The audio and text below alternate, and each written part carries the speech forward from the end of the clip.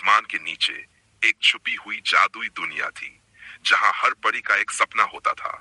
कोई रोशनी बिखेरना चाहती थी, कोई रंग, लेकिन रानी, एक छोटी सी परी, सिर्फ एक चीज चाहती थी, मैं गायिका बनूंगी।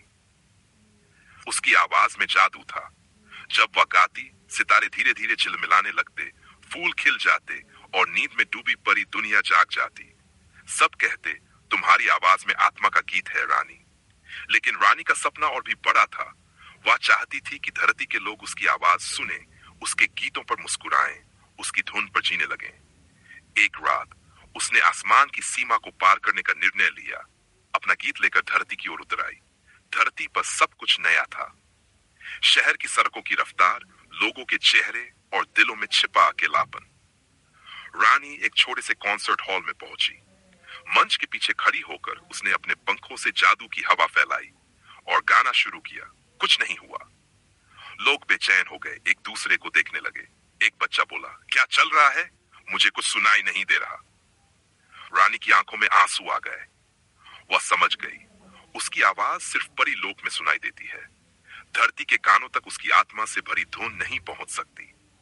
अब वह रोज नए स्थानों पर जाती, नए लोगों के सामने गाती, लेकिन हर बार वही होता, खामोशी।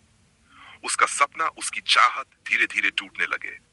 वह अक्सर एक कोने में बैठ जाती, अपने गीत सिर्फ अपने लिए गाती।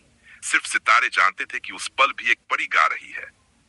एक दिन रानी एक पार्क में पहुंची, जहां एक अंधी लड़की बैठी थी। उसके कानों में हेडफोन थे, लेकिन उसकी आंखों में दर्द था। रानी उसके पास गई और अपने दिल से गाना शुरू किया। कोई जादू नहीं, सिर्फ खुला हुआ दर्द और सच्चे सुर।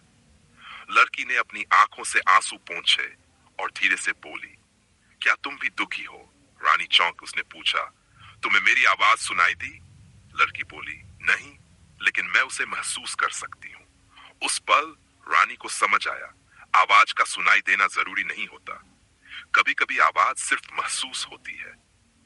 रानी वह गायिका नहीं बनी जिसे दुनिया स्टेज पर ताली बजाकर सराहे, लेकिन वह एक ऐसी आवाज बन गई जो खामोशी में आत्मा को छू जाती है।